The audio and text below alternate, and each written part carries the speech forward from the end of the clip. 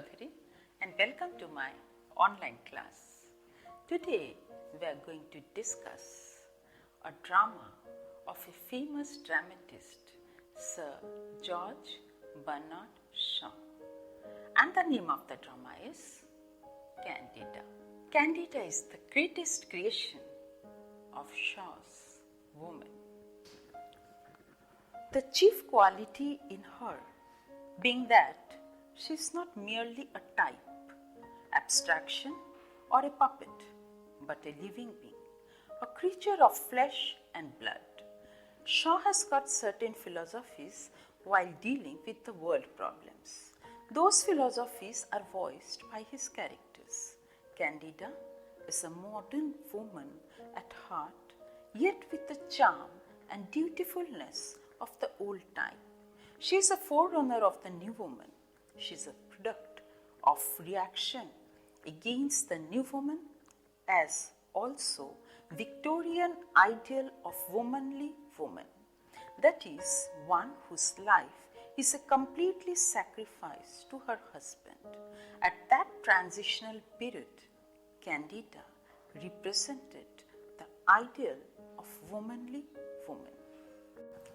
In this drama, Shaw expresses his idea about socialism, marriage, and woman through different characters. Candida's husband Moral is a clergyman and is a socialist. He believes that a marriage can give the foretaste of a divine happiness, but this happiness is only for the husband and not the wife. And of course, we see that Candida does not derive any joy or happiness from this marriage. Perhaps it's because of that she falls in love with Marjoribanks, who is a poet 15 years younger than her. Now, Marjoribanks has his own ideals about marriage and married life. He thinks that love is the essential item or element in the relationship of husband and wife. He thinks that love can only cement the conjugal life of husband and wife. Now, besides these three major characters, there are some other characters also. And number one, that's Moral's father-in-law, Burgess, who belongs to the socialist or who represents the socialist world, and his only ideal in life is to earn money and amass wealth. Then there is Lexi, who is Moral's curator and is very devoted to the parson. Then we have Moral's typist, Proserpine, who is very active, very efficient, very intelligent, but she has that one negative point that so many women have, and that is that factor of jealousy. She is very envious towards Candida, though she has a soft corner for Moral. Then we come to the next act, where we get a deeper insight into the heart, mind and head of the different characters. This act opens with a talk between Marjoribanks and Proserpine. Slowly this talk changes into a discussion on love. Perhaps because both the characters want to give vent to their hidden feelings, because both of them are in love with married characters and they can't talk freely about their love life. And though Proserpine takes the name of Moral, Marjoribanks is very careful. He doesn't easily take the name of Candida because he calls that his feeling of shyness stops him from taking the name of his lady love. And he tells that so many lovers in this world are unhappy because they can't talk about their lady love or about their love life openly with all. And just when the discussion was getting serious, we see that how beautifully Shaw turns the situation and brings some comic relief to it by bringing in Burgess.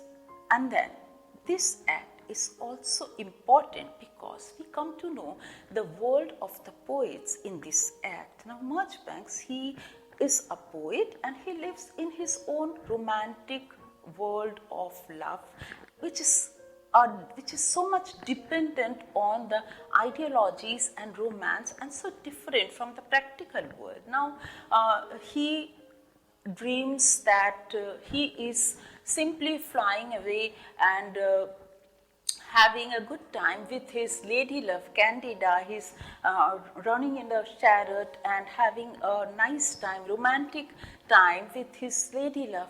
But just then, he hears his lady love's voice, Candida's voice, talking. Her fingers are being soiled with paraffin oil, and she was also talking about some scrubbing brush. This really disgusts him. He feels that all these things mask the beauty of his lady love, and is angry on her husband Moral. But he seems to totally neglect or totally unaware of the fact that this world is different from romantic world. He wants his lady to be something which is divine, which is out of this world, but how is that possible? Then another importance in this, which we see in this act, is this act slowly takes us towards the climax, where Candida very boldly and very firmly comes and stands before her husband and says that everyone loves him because he preaches so well. And even he loves his profession because he can do it so well. But what is Candida getting from it? She doesn't derive any joy, any happiness. In fact, perhaps she would have got some happiness if she had accepted Marchbank's love. Now she tells firmly to Moral that Marchbank loves her, and perhaps she would have accepted it had not Moral been there.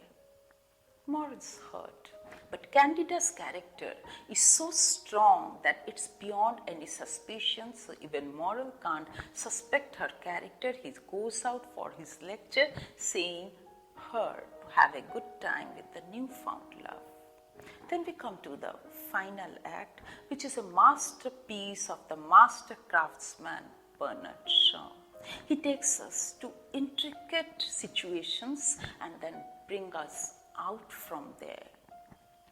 This act opens in the drawing room of Candida, where Candida and Marchbanks are all alone.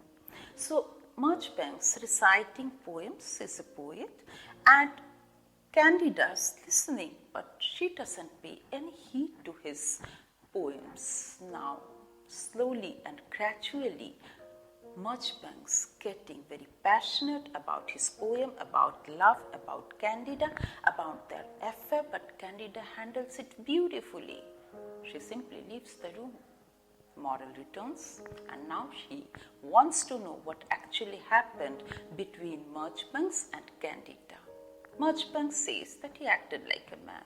Moral doesn't understand that. Then again he asks him, and Marchbanks says that the answers, he replies in verses, in poetic verses. Again Moral doesn't understand, and he starts asking questions about Candida's character. Now Marchbanks angry, and he says that Candida has a divine character. No one should suspect her.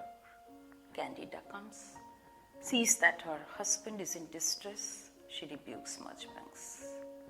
Just when the scene was getting a bit too serious, enter Burgess, Lexi, and Proserpine. They were ecstatic. They came and congratulated Moral for having an excellent speech, and Burgess, he declares a super supper with champagne, and then Proserpine feels a bit intoxicated. She leaves. Lexi leaves to see that whether everything is okay. Burgess leaves, and even Marchbanks wants to leave. As he gets up, Candida stops him. And then we witness a witty, a sentimental, a emotional, and very, very intense dialogue between these three characters, Moral, Candida, and Marchbanks, where Moral wants to know that Candida must tell him to choose either of them. because it's so difficult to live with the feeling of jealousy time after time and hours after hours. He simply can't live like that, so Candida must make a choice. He offers all kinds of protection to Candida. Again, Marchbanks wants protection from Candida. Now Candida thinks for some time and decides to stay with her husband. Marchbanks shattered. His romantic love shattered. He understands that his worldly love is a sham. It doesn't hold any meaning in this world. So he leaves. Now Candida stops him. But Marchbanks says, I do not want to be happy. Life is nobler than that. Then he bids goodbye to Candida and her husband. Again, Candida wants to stop him, but he says, I have a better secret than that in my heart. Now, what's the secret? No one knows, neither Candida nor Moral. By the way, can anyone ever know the secrets of a poet's heart? That was Candida, a brilliant creation of Sir George Bernard Shaw. Thank you.